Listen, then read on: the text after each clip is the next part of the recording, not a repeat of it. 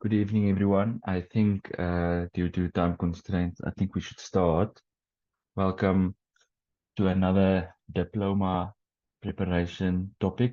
We're speaking about or touching on pediatric trauma tonight. I'm going to try to highlight all the new updates from the last 2 years when it comes to pediatric trauma. Let's see if I can get system to move on. Okay, so we're gonna start with a general approach, and then instead of doing A, B, C, D, E, I think we're gonna go through specific systems like the head, the spine, the chest, the abdomen, the pelvis, and musculoskeletal, and then speak about exposure and environment. I think when it comes to any trauma patient, uh, and then specifically a pediatric trauma patient, it's nice to have a system, and I find that this system helps a lot. So when you hear that you are getting a pediatric trauma patient, it's good to start with preparation. If the paramedics are nice, or if you do know, if you are at a referral center and you know that there's a pediatric patient that's coming your way, it's nice to prepare yourself. So we usually use this STEP, step preparation approach. So you prepare yourself because you know that it's going to be not everyone's very familiar with pediatric patients. You have to prepare your team because you need specific nurses or specific equipment and specific skill sets when it comes to a pediatric patient. And then you also need things to calculate the weight, and you need a calculator to work out dosages and all of that.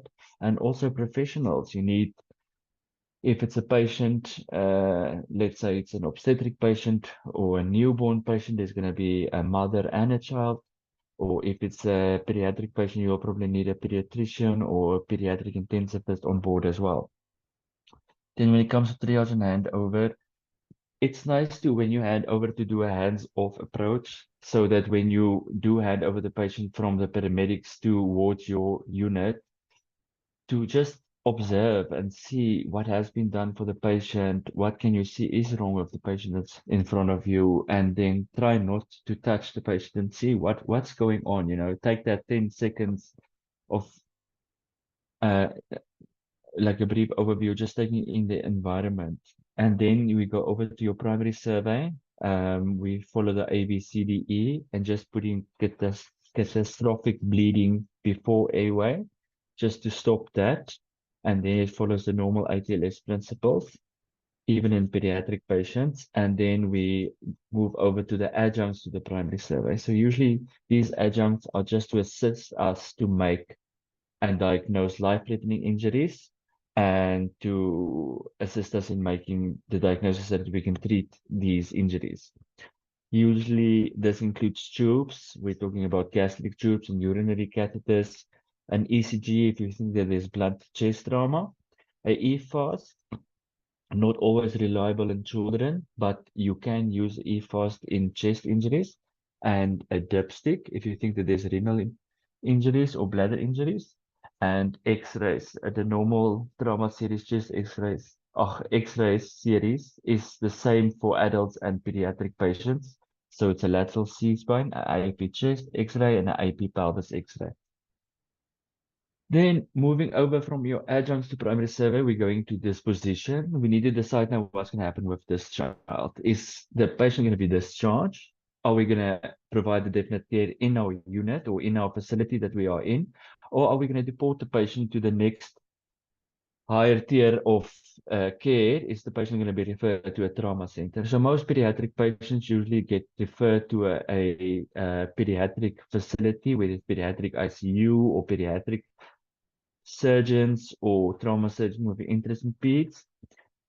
And after that, only the secondary survey starts. The secondary survey is usually a head to toe exam, starting from the top all the way down. This is usually just to rule out any missed injuries. This is not identifying life-threatening injuries. This is just trying to identify any missed injuries like closed fractures, rib fractures, contusions, or ocular trauma that was not life-threatening that we missed initially. And then we do adjuncts to secondary survey. So this is where your CT comes in, where you splint your fractures, where you suture your wounds, and when you ask for additional radiology apart from your trauma series. And then you have to re-evaluate the patient always. Usually in ATLS, they also teach you that if the patient decompensates, you start back with your A, B, C, D, E, starting at A. And if the patient's condition changed by any reason, going from, for instance, the unit to the CT scan or transferring patients from the bed into the ambulance, if there's any changes, we start back with our A, B, C, D, E. It's a good place to start, and making sure that we tick all the boxes to make sure that the airway is secure, the breathing is stabilized, circulation is under control, the disability has been sorted out, and we are addressing the exposure in the environment. So when we come to the head, we're talking about the head first, not just because it's according to the neurosurgeons, the most important part of the body. It's also the most common presenting injury in children. And we have to decide what is primary traumatic brain injuries and what is secondary traumatic brain injuries, meaning that the insult, or let's say the child was in a PVA and the child sustained a skull fracture or intracranial bleed, that would be the primary traumatic brain injury. But we can also get secondary traumatic brain injuries, like when the patient comes in, or the child that was in a PVA comes in, and the patient's GCS was less than 8, and no one intubated the child, and now the child suffers from hypoxia. Maybe they tried to put up a drip and they failed. They didn't think of an intraosseous. Patient was hypovolemic. So these are all secondary insults on the brain, and that's what we refer to as secondary traumatic brain injury. And when it comes to non-accidental injuries, the head is most commonly also included as one of the, like with your shaken baby syndromes and abusive head trauma. So why is the head most commonly injured? The head of the child, usually under the age of 4, is bigger than the rest of the total body surface area. So just by that, there's more surface to get injured. The bony structures of the head is not closed completely, especially up until the age of 18 months. So the cranial cavity is still open. So it means that the brain is quite exposed to any minor trauma. The patient or the child has a very small subarachnoid space, so there's not a lot of cerebrospinal fluid that's moving around the brain. So it means that that watershed or that coop, counter coop injuries that you get is less common in children because the body of the brain is not hanging in a lot of water. So the brain is more inclined to be injured. And then, just like the global increased metabolic rate of a child, the cerebral blood flow is also increased, so that if a child does sustain an intracranial hemorrhage, um, it will expand quite quickly because of the increased cerebral blood flow. So the life-threatening injuries that we need to look for in the head of a pediatric patient is usually the severe traumatic brain injury. So we classify traumatic brain injuries still according to the GCS on initial presentation. So a GCS of 13 to 15 would be mild. A GCS from 9 to 12 will be moderate, and anything 8 or less than 9 is severe. And all dogma still stand. If the GCS is less than 8, we have to intubate because those patients don't have airway protection and they probably will need a definite airway for the decreased level of consciousness. And we know that most of these patients usually suffer from secondary traumatic brain injuries. So that's why it's very important to identify severe traumatic brain injuries. Base of skull fractures are also quite common in children. So we have to have a high index of suspicion for that. Please look at the signs and symptoms of basal skull fractures because I do like to ask that and to differentiate between the anterior and posterior cranial fossa injuries. Um, Penetrating brain injuries, previously not so common, but since 2022, especially in the UK, gunshots and pen and knife injuries has been increased even in the pediatric population. So any penetrating brain injury is considered a high risk injury because there's also vascular trauma. So you have a vascular injury and a traumatic brain injury in the same system. And then we have to look for signs of herniation. If the patient comes in with, let's say, Cushing's triad, where the patient has signs of increased blood pressure, a low pulse, abnormal respiration.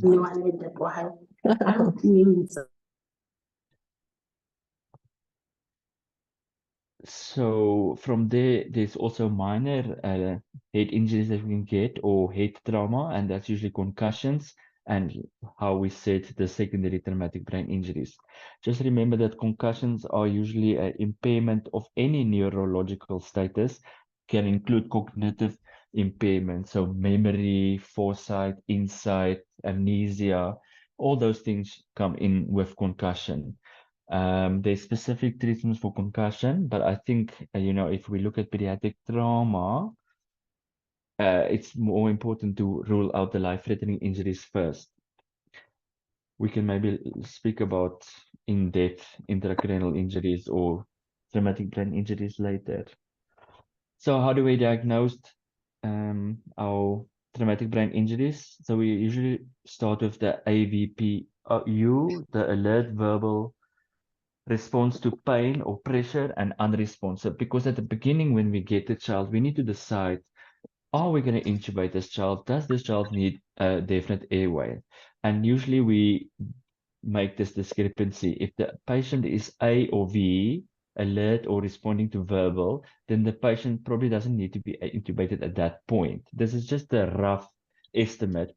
And if the patient only responds to pain or is unresponsive, then you probably need to address the airway before you go to circulation, breathing, circulation, and disability. Later in disability, we have to work out a formal GCS. Just remember that the verbal score in children under the age of 4 is different to the normal adult GCS. We look at the pupils, especially for a difference in size in pupils and reactivity, and we look for any posturing. When we say posturing, we just look for gross abnormalities. Is the patient moving his arms? Is he moving both his legs? We just try to look for any like gross neurological deficit. We're not going into specific spinal cord injuries, checking now can the patient feel touch? Can the patient feel cold? We're literally just looking for gross sensitivity, like if the patient's saying they can't feel their legs, or you see that the patient is not moving a limb. The problem with children especially is the growing brain, and the growing brain is at risk for radiation, and radiation is carcinogenic. So when it comes to children, we always have to uh, be guided by the ALARA principles, the as low as reasonably achievable. So there's always this big debate of which traumatic brain injuries in children needs to be scanned. So there's two major guidelines available. One is the PECON rule that's US based, and the other one is the NICE guidelines, UK based. I think the PECON rule, in South Africa, I don't know if it's a blessing or a curse, but we tend to follow the US guidelines for certain things and the UK guidelines for other things. But when it comes to indication for a CT in a child with a traumatic brain injury, I think it's easier to remember, or a bit more easier for our setup in resource constrained areas to use the Don't PECON touch rule it. because it's quite easy to understand and it's quite reproducible as well. You can Google or try to zoom in later on this NICE guidelines. It's quite in depth, but what they're trying to do is just There are indications for a CT scan within the first hour, and then they have indications for a CT scan between hour 1 and hour 6, and then the patients that don't need a CT scan in the first 24 hours. Okay, but I do like to ask one approach to what diagnostic tool will you use to assess a patient for a CT head. When it comes to the management of traumatic brain injuries, unfortunately, we all are not neurosurgeons, so we can't really do anything to about the primary insult.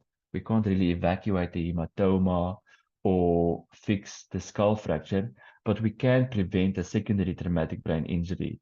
So all we do is we try to keep the patient from having these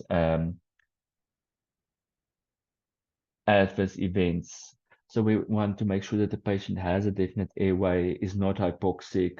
We're managing the CO2 because we know that a high CO2 is a vasodilatory, and it increases your cerebral blood flow, and a low CO2 vasoconstricts. So we want to prevent hypercarbia especially. So we want to keep the PCO2 between 35 and 45. We want to prevent hypotensive episodes. We want to prevent hypoglycemia because the brain needs glucose as to function as one of the feeding nutrients. And then when it comes to fever, there was a lot of debate about should we induce hypothermia in traumatic brain injuries, or should we just treat the fevers?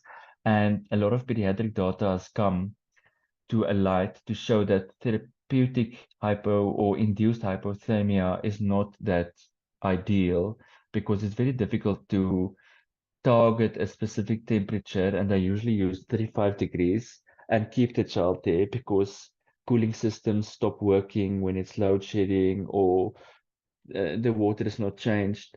So it's actually just easier to treat hypothermia or if the patient has fever. So give the patient Panado, uh, cool the child if the child is hot. And seizure prophylaxis, especially in your moderate to severe traumatic brain injuries, we have two options in South Africa if you work in the private sector or in places where they work with a lot of pediatric patients. They use Keppra or levetiracetam. That's 50 milligrams per kg. I see it's become the standard now in the new advanced pediatric life support guidelines. But most of us have access to phenytoin. There's nothing wrong with phenytoin. Phenytoin is still the most common used anti-epileptic to treat seizures in pediatric patients. Just remember that the dose is 20 milligrams per kg as a loading dose, and it does cause hypotension and arrhythmias. So we have to mix it into at least 200 mils or 100 mils of saline and give it over 20 minutes so that we don't get that acute hypotension from the phenytoin. Now, there's another problem when it comes to traumatic brain injuries, and that is what happens when the pressure in the brain becomes too high. Like I said, we are not neurosurgeons. We can't evacuate or decompress the cranium. So there's other things we can do. So what we do is we increase the head of the bed so that there's venous flow from the brain. We keep the neck in the midline and make sure that there's no constraints around the neck, like a heart collar that's causing compression on the external jugular, the internal jugular vein. Also, just remember those that do vascular access, that CVPs in the jugular vein are contraindicated in traumatic brain injuries, especially in children. What you can do is you can hyperventilate the patient for a brief while, targeting a CO2 that's a bit lower than the normal CO2 of 35 to 45.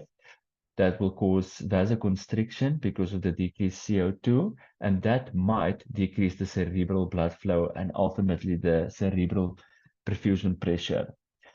Then you can give medication like saline and mannitol. mannitol, not a good idea when it comes to pediatric patients as a osmotic diuretic, but hypertonic saline has been studied a lot and there's a lot of evidence behind it. So if you have to give any not the diuretic, but something to increase the serum osmolarity, rather opt in for a 3% saline solution, and you can give it as a bolus because they've showed that an infusion versus a bolus, there's really no difference in the outcome. So just give a bolus of 3%, 3 mils per kg saline. You can give some analgesia to prevent that intracranial pressure spikes and sedation. Just on sedation, just remember that the ketamine in traumatic brain injuries has really been debunked. So just like any other procedural sedation in pediatric patients, you can still use ketamine even for the traumatic brain injury. When it comes to spinal injuries, very uncommon when it comes to the pediatric patient, but it does happen. So we have to look for it. And like most other trauma patients, we usually immobilize the C-spine until the C-spine is cleared, which could be a diagnostic conundrum when it comes to a child because of the following reasons. Children under the age of 8 has this pediatric sort of spine, and only after the age of 8 does the spine look like an adult spine. So that you have this pseudosubluxation of C2 on C3. That's what you can see here at the bottom picture with these yellow lines. So it looks like there's pseudosubluxation, but if you put a 2 centimeter folded blanket under the shoulders of the patient and repeat the X-ray, you will see that that subluxation has disappeared. So it's just how the spine appears in children, especially under the age of 8. Then there's always this problem with growth plates and what is a fracture and what is a growth plate when it comes to the spine. And you can see here at the top, most growth plates are usually on the peripheral parts of the vertebral body, whereas fractures are usually in the middle. So it's quite difficult, and always just ask a friend or an orthopedic surgeon to help you look at the pediatric spine. I don't think it's that easy, even in the trained eye, but as a general rule, growth plates are usually more peripheral and fractures are more central. The common mistake is that it looks like there is lateral mass fractures in children, or it looks like osteophyte or teardrop fractures, which is not the case. Then children get this Skywora, sorry for the spelling. So it's actually SCIWORI. So it's spinal cord injuries without radiological abnormalities. And when they say radiological abnormalities, it means nothing on the X-ray or CT, but you can still see a Skywora on an MRI. So this is when you have a child with neurological deficit. Let's say the patient has a monoparesis, but the X-rays doesn't show anything. So that will be a Skywora. Those patients need to be reviewed by a neurosurgeon, and they probably will need an MRI. But in the meantime, we will treat them. So the life-threatening injuries when it comes to the spine, just remember, still very uncommon in children, is atlantoaxial rotary subluxations. So this is usually that child that was in a car accident and then the paramedics tell you that they couldn't immobilize the spine because the patient doesn't want to move his head. And in most books, they say that you either immobilize the child's C-spine in the midline, but if it's uncomfortable, in the position of comfort. So these patients come in, it looks like a torticollis to the one side, and what happened is that C1 rotated onto C2, and this is an unstable injury. So trying to force that child into a head blocks is going to be to the detriment of that spinal cord. So try to immobilize this type of spine in the position of comfort. So either in the mother's arms like this or to the one side. Don't try to reduce this clinically. Then Skywara is always a problem because we don't know what type of spinal cord injury we're dealing with. And C1 and C2 fractures are most common. So the upper C-spine fractures are most common if they do fracture in children than the lower C-spine. Then we also need to look at spinal shock. Spinal shock can also happen in children. Just remember that there is a difference between spinal shock and neurogenic shock. Spinal shock is a bit of a misnomer. It should have actually been spinal concussion because that's actually what it is. Spinal shock is just an acute flaccid paralysis that happens after a spinal cord event, just like a concussion. And then with time, usually about 48 hours, you get this reflexes that come back, and then motor and sensory, the myotones and dermatomes come back from a distal to a proximal distribution. Very, very uncommon is vertebral body fractures, but we have to think about it, especially when it comes to bicycle handlebar fractures. So they usually get this T12L1 fractures through the vertebral body, but it's not life-threatening, also not spinal cord. That doesn't cause any adverse events on the spinal cord. So with CT head or CT brain, there's also clear indications for the CT of the C-spine in a child. Just remember we do this because of the ALARA principles, and we don't want to over expose any child. Just remember that one non-contrasted CT brain is the same radiation as 400 chest X-rays. So just keep that in mind. So there is also two rules when it comes to clearing the C-spine. So this is the Nexus rule from the US and the NICE guidelines from the UK. Both of them boil down to the same thing. So the Nexus criteria works that it's if any of them are positive, you have to do a CT of the C-spine. So if all of them are negative, then you don't have to continue to do any radiology. You can clear the C-spine clinically. But the NICE guidelines just go into detail as to if they look at high risk risk factors, low risk factors, and take it from there. Just remember that the Canadian C-spine rule and the Canadian head injury or HCT rule was not validated in children under the age of 16. So in the exams, do not choose that option and do not quote the Canadian C-spine rules for any child under the age of 16. How do we approach the C-spine in a child? We check for midline tenderness, we look for that gross neurological deficit, and we have to feel for anal tone. Just remember, when it comes to children, we do not do regular rectal and vaginal exams. If there's going to be a rectal exam or a vaginal exam that needs to be done, we usually leave it for the person that's going to take care of the child. So the general surgeon or the neurosurgeon or whoever is going to look after the child indefinitely. Just for psychological reasons, and also we don't want to cause iatrogenic trauma. So when it comes to managing the C-spine, we use manual inline stabilization. It is the same as C-spine motion restriction in the ATLS book. So hard mattresses are or those soft, thin mattresses that you get on a trauma gurney is better than keeping a child on a spinal board. It's quite difficult to keep a child on a spinal board. Vacuum mattresses is the way to go when it comes to transferring children from one facility or from one part of the hospital to another. I know not all of us have access to that, but this is the golden standard. They have done away with scoops and spinal boards when it comes to children. And a head block with a strap over the forehead is as good, if not better, than a hard collar, because that movement that the children do trying to keep that collar in place is actually worse or can cause more trauma or secondary injuries to the C-spine.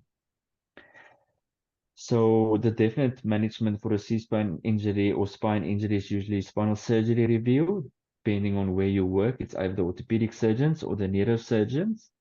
And we have to prevent any worsening neurological deficit. So what we just try to do is keep the spine immobilized, and we prevent secondary insults the same as we do with traumatic brain injuries, with hypoxia, hypovolemia, prevent hypercarbia, prevent increased metabolic rate, prevent seizures, because all of that has has a direct effect on the spinal cord as well. So chest trauma, there's a lot to say about chest trauma, but it's actually not that common in children, especially the life-threatening injuries. Always remember, when you see a child with chest trauma, it's very unlikely to be in isolation. Apart from adults that usually come in, the most common injury in an adult uh, trauma patient is usually a chest injury, but in children, it's very unlikely to be in isolation. So you have to go look for another injury somewhere else. So either a head trauma or a pelvis or a long bone, somewhere else is also an injury. Um, you can also get chest trauma as a complication from other systems. Like if you have an acute abdomen that splints the diaphragm, it can cause your functional residual volume to be decreased in your chest. And then you can have respiratory impairment from that. If you have a patient that has a severe traumatic brain injury and the patient's airway was not secured, the patient could vomit and he could aspirate, and that could also cause a chest injury, iatrogenic, or as a sequelae from a previous injury or another insult. When it comes to the chest of a child, the chest is quite elastic. So that means that, I'm sure you guys have all heard this thing, that if you see a rib fracture in a child, you must know that a lot of force has gone onto that chest to cause that rib fracture. So you can know that there is going to be a pulmonary contusion or blunt cardiac or pulmonary trauma later that will appear on chest X-ray or clinically. Um, then we also have the small residual volume because of how the ribs are. They are very horizontal. The diaphragm is very horizontal. Horizontal. So there's not a lot of lung capacity for the lungs to expand. The child also breathes quite fast, so they use a lot of the vital capacity. It means that when it comes to desaturation, a pediatric child desaturates quite quickly, much quicker than an adult child. So just remember this when you intubate these patients, pre-oxygenate them well, and keep an eye on the child, not just the SATs for cyanosis or abnormal breathing, because the SATs is, like we know, very delayed, can be up to 40 seconds delay in the clinical picture. So when it comes to life-threatening chest injuries, there's a lot, and they are the same as adults. You can get an airway obstruction from anything from a foreign body that was ingested, or direct trauma from external forces onto the larynx, from a hematoma that's expanding, or the same indications as for an adult. Just want to show you these pictures here. A pneumothorax. This is the most common presentation of a pneumothorax, a tension pneumothorax that we should never see on an X-ray. But just to show you how it works, it impedes the venous return to the heart. So you get this obstructive shock type picture. So usually in a tension pneumothorax will be a clinical diagnosis with cardiovascular instability and signs of a pneumothorax. Patients can also have open pneumothoraxes or pneumothoraces, just like in adults, where they have sucking chest wounds that can go over or evolve into a tension pneumothorax. You also get massive hemothoraces or hemothoraces with hemothoraces, and the diagnosis for a massive hemothorax in a child is quite different. It's not 1.5 liter stat. because children are a bit smaller. 1.5 liter for most children is already the total blood volume. So they usually say 20 milligrams per kg stat or 2 to 4 mils per kg per hour. That anything more than that is the definition of a massive hemothorax in a child. I want to show you these two pictures that this is a classic presentation of a hemothorax, because you can see that there's an air fluid level with the meniscus sign, with the fluid trapping up there on the lateral ribs. But remember, these patients are usually immobilized on some sort of head blocks, vacuum mattress, so they are lying down. So in able to see that air fluid level, it means that the patient must be sitting up. So if they haven't cleared the C-spine, this is what you're going to see. The hemothorax is going to look like that. Just remember that and have a approach to a wipeout, in a trauma patient. But one of the causes for a wipeout would be a hemothorax with a patient lying down. Other less life-threatening injuries is pulmonary contusions, cardiac contusions from blunt trauma, tracheobronchial injuries, the disruption of the great vessels. It's the mortality is the same as in adults. Most of those patients don't make it to the hospital. If they do make it, it means that there's a small confined area that's bleeding. So they usually do well. And children are especially at risk for diaphragmatic ruptures because of that horizontal diaphragm. And then just a normal pneumothorax. Just remember, when it comes to a pneumothorax in itself is not a life-threatening injury.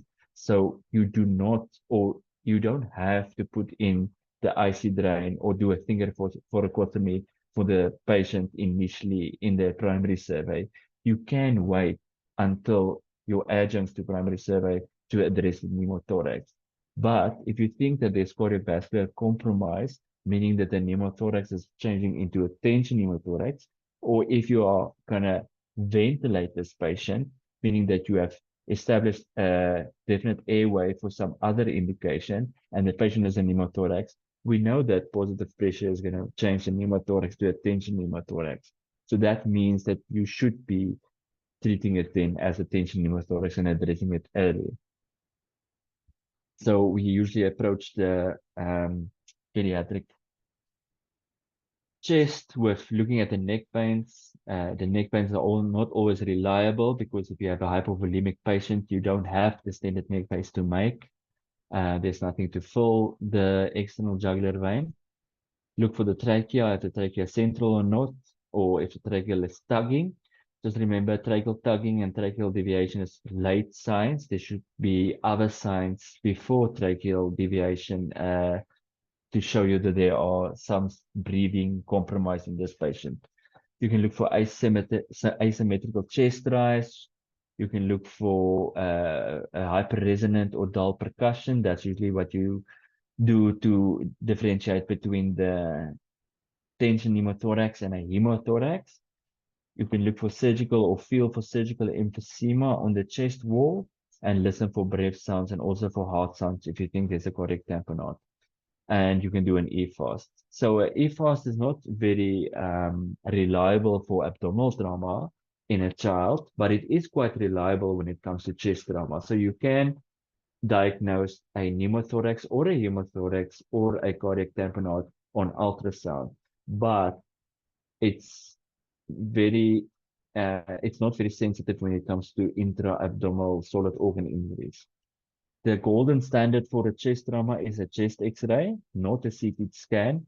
But if you are going to do a CT for another reason, so let's say that your nexus criteria was positive and you're going to CT the C-spine, you can add the chest. But if there's no indication to primarily do a CT chest in a child, if you are not going to scan another system.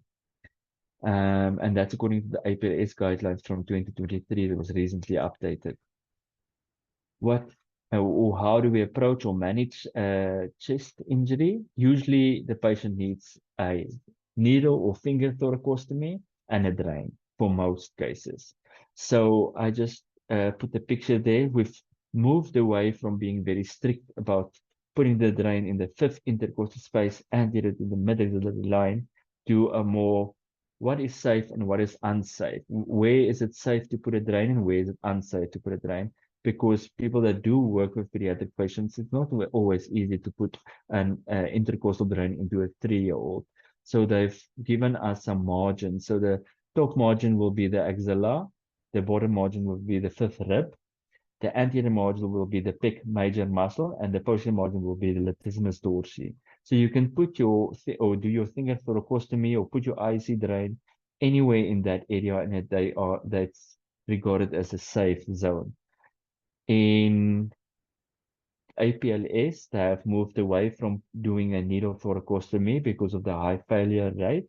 They have opted in now for a finger, or I've called it an open thoracostomy. So if you can't get your finger through the intercostal space, like in an infant, you can use a mosquito to make a track. But the golden standard is becoming a finger or open thoracostomy in the safe area on the same side of the chest.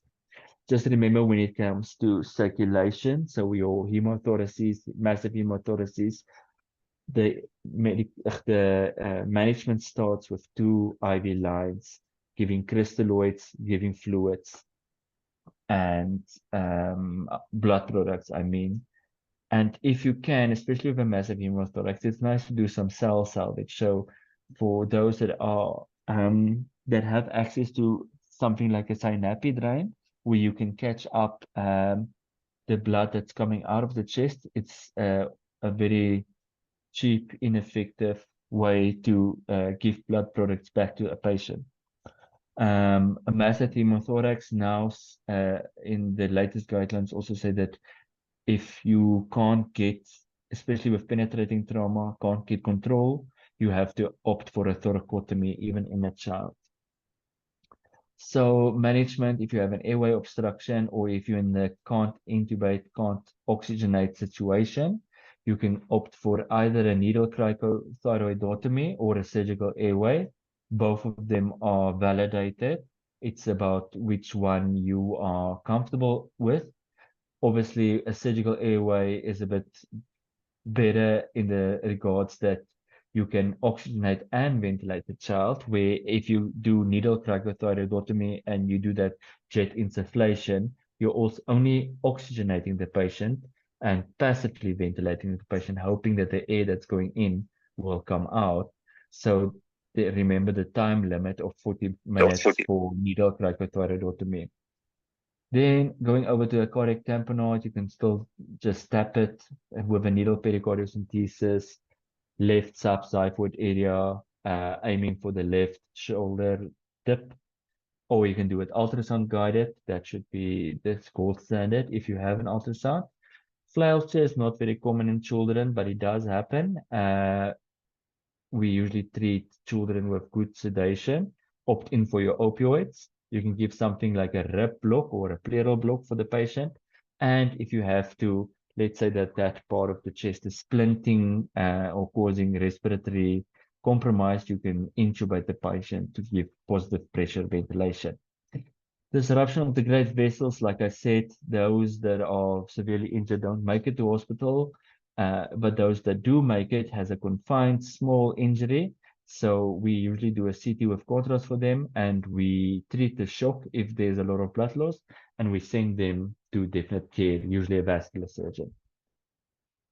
Pulmonary contusions, quite common in children, but very self-limiting. So not really an indication to do a CT chest unless you are going to do a CT for another system. You don't have to do a CT chest just to identify and treat a pulmonary contusion. It's usually a clinical diagnosis, and you won't see anything on the X-ray in the first 48 hours. What we do is we give them oxygen via a reservoir mask, high flow, continuous. We make them mobilize, we give them physio, and like I said, it's self-limiting. Cardiac contusions in children, quite common because of that elastic chest wall and the heart's very close to the sternum. So what they do get is unexplained sinus tachycardia. So you have given fluids, you've addressed everything else, and the child's still having this tachycardia. Think about cardiac contusions. Or if you see a new abnormal rhythm, let's say the patient was admitted in a pediatric ICU and you see that the rhythm has changed, repeat the 12-lead ECG, look for ventricle strain, um, and the treatment for a cardiac contusion is supportive. In rare cases, we have to give inotropic support, very uncommon, but in that point, you would have discussed with someone senior already. Tracheobronchial injuries, also quite common in children. This is the case where you've put in the drain, you repeated the X-ray, there's still a pneumothorax on the X-ray, the IC drain is still bubbling, and you don't know what's going on. So that's usually because the leak is not from the lung laceration, but it's from a place higher up, probably in the tracheobronchial tree, and the defect is bigger than the inlet of the patient's glottis. So then you have this air leak the whole time into the intrapleural space. So what we do for that is we usually put them on negative pressure suctioning if you can with the bottle or the synaptic drain. And you can also opt for a second drain just to decrease or increase the exit leak. So making the exit wounds of the pleural cavity bigger than the entrance wound in the trachea. Just remember when you intubate these patients, if you're going to give positive pressure ventilation, you're going to drive that tracheobronchial injury, meaning that the air is going to continue to leak into the pleural space because what you want to do is to increase the pleural pressure so that the air doesn't move up and down through that tracheal injury. And then, like I said, traumatic diaphragmatic ruptures are very common in children. Um, we diagnose it usually with hearing bowel sounds above the diaphragm. Or you can just, on your trauma series chest X-ray, you'll see that there is a elevated hemidiaphragm on the left side, or you can see a air fluid level or bowel above the diaphragm. And if you have put in a gastric tube, that's the most common sign, you can see that there is the tip of the gastric tube is above the diaphragm. The treatment for that is usually a surgical consult, and they usually do a laparotomy and repair that. When it comes to the abdomen, a lot has happened over the years when it comes to abdominal trauma, in children especially. They have moved away from let's do a laparotomy to having a more conservative approach to the treatment. So blunt trauma is quite common in children more than penetrating trauma. What they get is this rapid deceleration injuries. So usually they run or they fall against furniture, or they're riding a bicycle and that handlebar hits them on the epigastric area, or they are playing around and someone karate kicks them into the stomach. And they like to climb on top of walls, bikes, everywhere, so they get the straddle injuries with perennial complications. So the abdominal wall in a child is quite thin, very easy to get solid organ injury. The diaphragm, like I said, is more horizontal, meaning that your chest wall, anterior chest wall, doesn't provide the same protection to the liver and spleen like in an adult. And the bladder, until the puberty, is still an intra-abdominal organ. So the bladder rupture is quite common in children. Life-threatening injury is usually solid organ injuries with a hemoperitoneum. Quite difficult to assess clinically, but the patient will present with a distended abdomen and signs of an acute abdomen. If you can do an EFAST. Like I said, it's not very sensitive in a child, so it means that you're gonna have false negatives. But if you do see something on the ultrasound, it is still not an indication for a laparotomy, but an indication that there is a solid organ injury.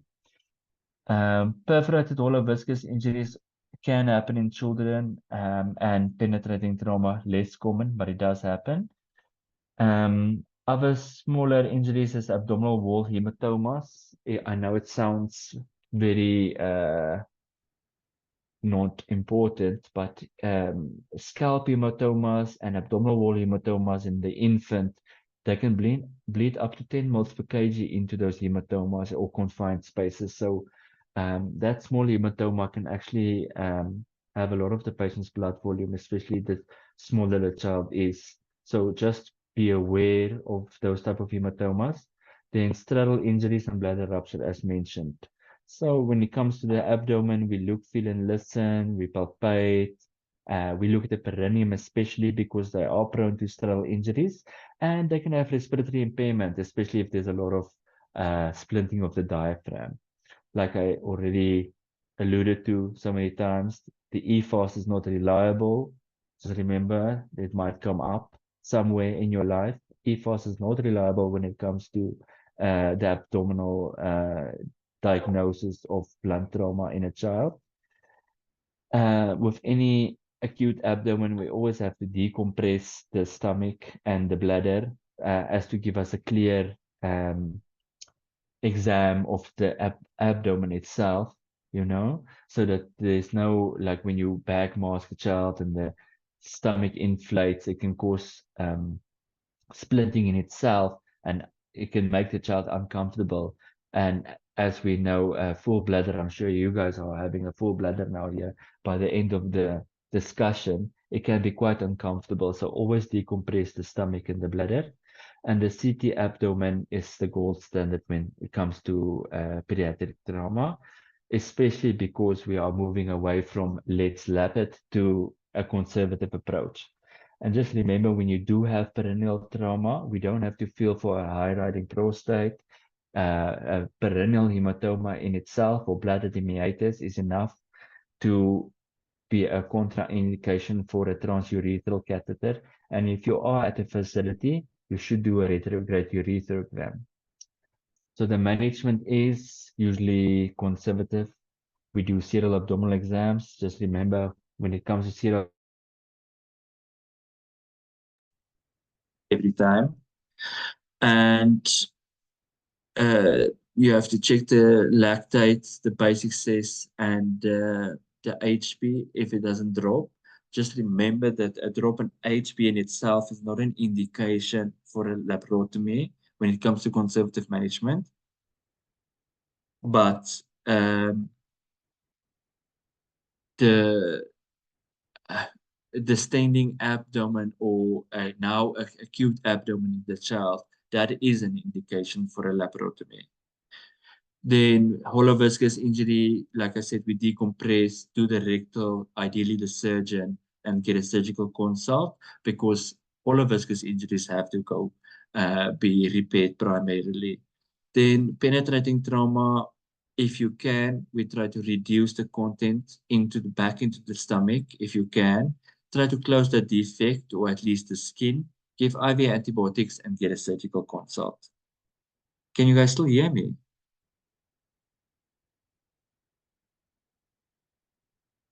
I assume that's a yes. Yes, Franklin? yes, we are listening. Okay, cool. Thank you so Yes, much. yes, okay, yeah. Bladder rupture, it's always a problem if it's intraperitoneal versus extraperitoneal. Who's going to take care of the patient? So when you do your retrograde urethrogram or cystogram, meaning if you put contrast into the bladder from via the urethra, you can just check if the contrast is going intraperitoneally, then it's the surgeons. It usually looks like they say the northern lights or the Holy Ghost coming out of the bladder. So that's an intraperitoneal bladder rupture. Or if you see here at the bottom picture where the contrast is leaking onto the lateral side of the bladder, that's usually extraperitoneal injury, and the urologist look after that. Most bladder ruptures can be treated with a transurethral catheter if there's no urethral injury concomitant. And you have to go look for the cause. Why did the bladder rupture? Was it the pelvis? Is it the spine injury? What was the cause for the bladder rupture? Same with sterile injuries. You have to rule out a urethral injury. Just remember, especially in children, they can get an acute scrotum with the sterile injury. So they can get either torsion or a testicle trauma, or they can get a scrotal hematoma from the sterile injury. And usually urology need to be on board for that. You can also get abdominal wall trauma. Like I said, a lot of the blood volume can be lost in that area, especially in a small child. So just monitor the size. and get a surgical consult if it needs to be evacuated. I just put in this slide just to remember that if a child, however, does go in for a laparotomy and they have to take out the spleen for some reason, the child needs to be followed up for, and the adult as well, but especially the child with vaccines. And it's usually the encapsulated organisms, and we remember it as have no spleen. So it's Haemophilus influenza, Neisseria meningitidis, and Streptococcus pneumonia. They also like to ask this question a lot. Going to pelvis and musculoskeletal trauma, this is very common in children. They like to break a bone. It can also be a cause of hemorrhage and leading to hemorrhagic shock. So the differences in the adult and the peds patient is that the bones of the child is soft, that's not rigid, so they get the screen stick fractures or they get growth plate injuries or cortical disruption. They don't really always get clear fractures that we see in adults. And the pelvis of a child is usually narrow compared to the adult pelvis. So it's quite common to be injured from the lateral side. The life-threatening injuries when it comes to pelvic and musculoskeletal injuries is usually hemorrhage. You can bleed a lot from the pelvis. You can also bleed a lot from a long bone. Remember crushing injuries to the pelvis, so an unstable pelvic fracture. They can have traumatic amputations or vascular injuries that needs to be addressed because that fits in with our catastrophic bleeding. And you can also get crush syndrome. That's a sequelae from having a lot of soft tissue injury, open fractures, and compartment syndrome. So we look, feel, and move, usually the pelvis, and not really move the pelvis, but we feel for crepitus or any give. And in long bones, we're looking for swelling, deformity, or a wound over the, and if you can, you move it to see if you can feel crepitus. And most pelvises and long bones can be diagnosed on X-ray. If you have to, let's say there is a bladder rupture and you have an unstable pelvis, the CT pelvis is indicated. And you can do, there's this new study that's been done where they are trying to completely erase musculoskeletal x-rays and only doing point-of-care ultrasound for cortical disruption because children don't get complete fractures commonly. They usually get the screen stick or cortical disruption, which you can actually see on ultrasound. And ultrasound is quite good to delineate soft tissue swellings like that hematoma around the femur. So there's a lot of work that or research that's going into point-of-care ultrasound, thereby eliminating the complete radiation from X-rays. The treatment for most musculoskeletal trauma is to stop the bleeding and to give back what the patient lost. So blood products, IV access, and try to minimize the bleeding. Especially in children, this picture here at the top is quite interesting to, if you don't have a pelvic binder at hand, and I'm sure most of us don't, instead of using a sheet, which is also very difficult to find in hospitals nowadays, just try to use the pants of the patient, cut it up like how you would have exposed the patient, and use that to wrap up, especially the child's pelvis. Just remember that the knot or the binding area of the pelvic binder must be over the greater trochanterus, even in a child.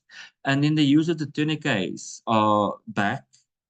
They realized that most of us do know how to use tourniquets, and tourniquets are not causing a lot of limb amputations, and it actually saves a lot of limbs. So in a child, you have to put the tourniquet about 5 centimeters above the injury. You avoid joints, and you put it up until the bleeding ceases.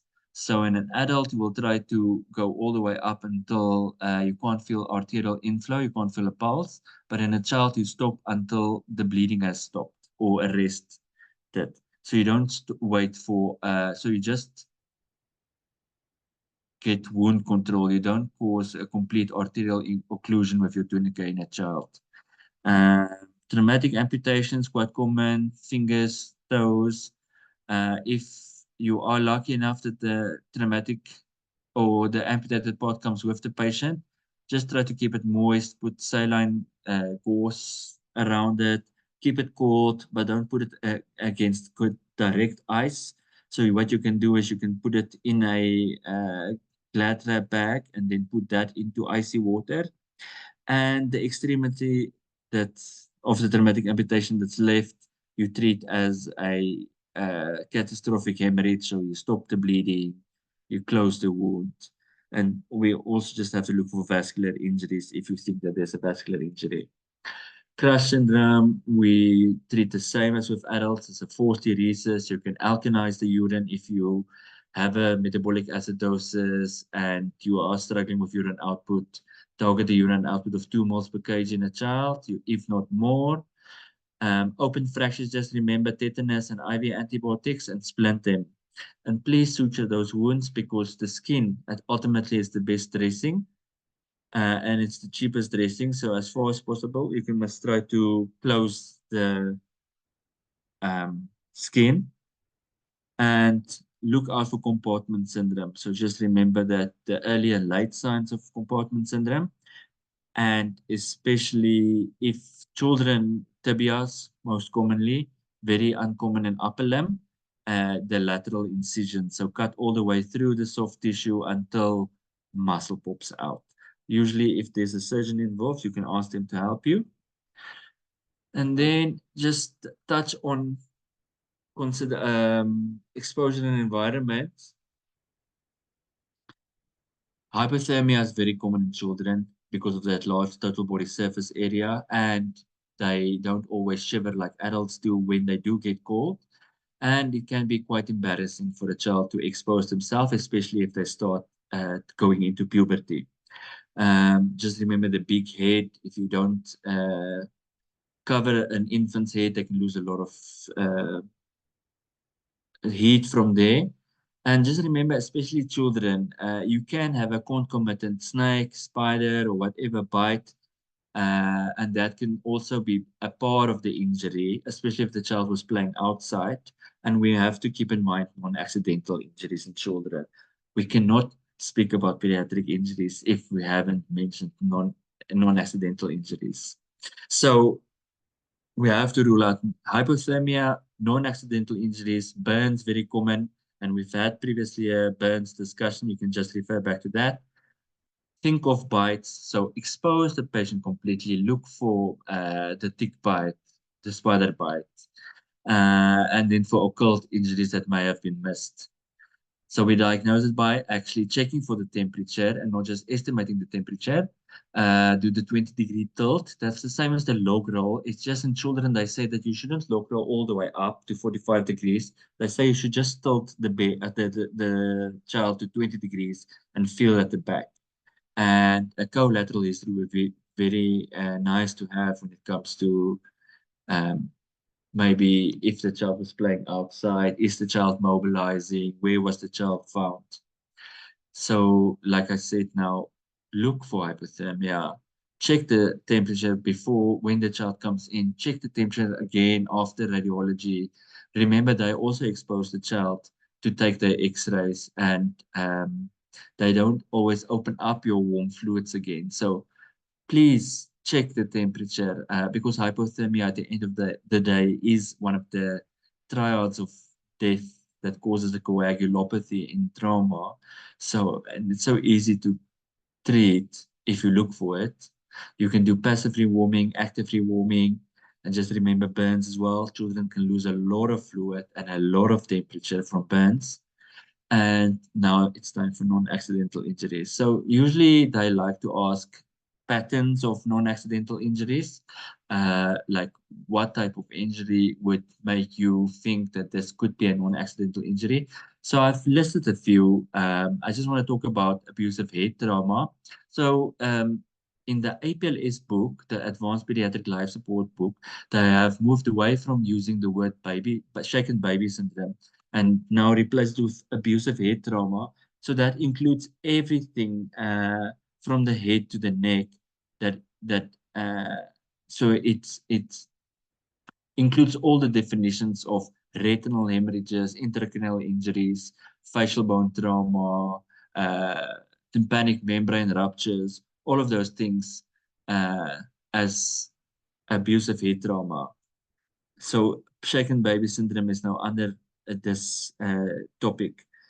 And I just want to tell you that, remember, most of these injuries are according to the development of the child and according to the age of the child. So you won't get certain injuries if the child can't walk, or you can't get certain injuries if the child hasn't reached that certain milestones. Just keep that in mind. And with non-accidental injuries, remember in the HPCSA and the South African Child Act of 2015 still says that we are obligated to report any non-accidental injury. It doesn't mean that you are saying that we are saying that whoever is the perpetrator, or we are trying to blame someone. All we're doing is reporting a possible non-accidental injury. And in the ideal world, it's up to the police, the social worker, and the psychologist to decide if this is, in fact, a case that needs to be followed up or not. All right, so just remember, we all have to report. Non-reportment of non-accidental injuries is also seen as neglect. So you can actually be held accountable for that if you don't report it and it comes out later that you've seen the child. And just remember that you are not blaming anyone. You are just reporting a suspicion of a non-accidental injury. It's not your responsibility. It's a team, multidisciplinary team, when it comes to finalizing the decision of if this is in fact a non-accidental injury or not. And we always just have to remember the psychological impact of this, any trauma in a child. You know, it's the child itself gets traumatized by the trauma. It can have effect in the development of the child. Most children get delay in development because they need to be admitted for so long, or they have a femur fracture and now suddenly they can't walk anymore. Some of the children even regress in their development. Just remember the burden on the family and the finances of the family when it comes to these injuries. Remember, someone has to travel up and down, give consent in person, get updates. You know, it's quite taxing on the whole family when it comes to, especially a severely injured pediatric patient. Just remember your own staff as well. It's quite uneasy or unpleasant to lose a pediatric child in the resus bay, and it's very difficult to just, you know, put the child in a body bag and go see the next scalp laceration. Sometimes it's just good to debrief and just, you know, make people aware that it's not normal for a child to die, and it's not your fault, you know. So just debrief your team if you can, and debrief yourself if you have to. And I just included this because I see they also like to ask this, the tiers of preventative measures when it comes to child injury. So there's primary, secondary, and tertiary preventative measures. So primary is try to avoid an injury. Secondary is to try to limit the extent of the injury by wearing helmets, car seats. So it's saying that the injury will happen, but just to limit the extent of that injury. And then the tertiary preventative measures are long-term morbidity. So making sure that the child gets off the best from whatever insult happened to the child.